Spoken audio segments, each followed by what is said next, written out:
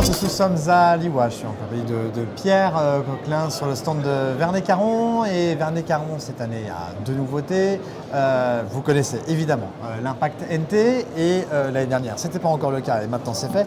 Nous avons désormais Camo, qui va plaire notamment pour ceux qui pratiquent la battue et même ceux qui rabattent. C'est une couleur supplémentaire. Et puis Pierre va également nous parler d'une nouveauté sur la Impact et là et un nouveau système de canonnerie notamment. Exactement. Alors justement, on y est sur la canonnerie. Pierre, qu'est-ce que vous mettez en place cette année sur cette ELA? Alors celle-ci, c'est une nouvelle carabine ELA, dite carabine ELA Evo pour évolution, qui est une carabine qu'on a développée sur la demande de marché export, qui sont à la recherche de encore plus de précision.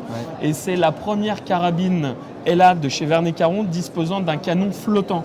C'est-à-dire qu'on a changé la façon dont en fait on vient marier le canon avec le reste de l'arme, ce qui permet d'avoir un canon complètement libre, qui n'est contraint sur aucun point et qui va permettre donc d'effectuer des tirs beaucoup plus précis, à plus longue distance. Alors quand vous dites flottant, pour que les personnes comprennent bien, flottant, c'est donc l'intérêt premier d'un canon flottant. L'intérêt en fait, c'est comme il ne repose sur rien dans toute cette partie-là du garde-main, ici.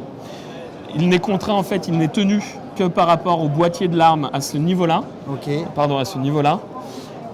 Au moment du tir, l'ondulation du canon va être maximale et donc en fait, on va avoir une très bonne précision au tir. D'accord.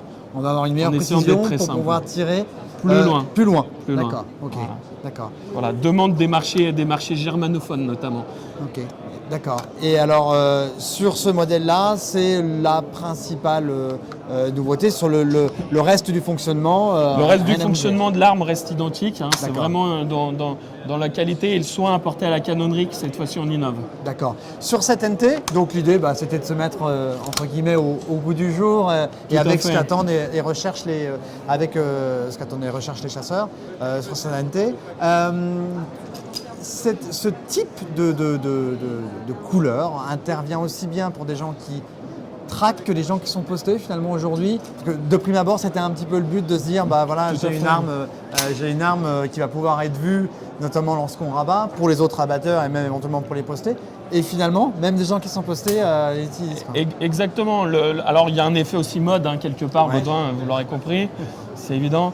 On a voulu aussi mettre un orange particulièrement flashy, particulièrement voyant, d'accord, qu'on va proposer, donc, comme vous l'expliquez, sur les LA, mais aussi sur les NT, d'accord, et qui va permettre effectivement aux trackers d'être repérés facilement dans la traque par leurs collègues, mais aussi, par exemple, quand un chasseur va aller servir un animal, de retrouver facilement son arme. Dans la précipitation, on sait que des fois, notamment les armes camouflées, ne sont pas toujours évidentes à retrouver. Et là, au moins, c'est retrouvable très facilement. C'est clair. Et à tous ceux qui pensent que les chasseurs ne respectent en rien la sécurité, sachez qu'il y a des choses qui se font sur le terrain pour améliorer chaque année la sécurité au niveau des chasseurs. Et finalement, des accidents de chasse en France, il n'y en a pas tant que ça. Voilà.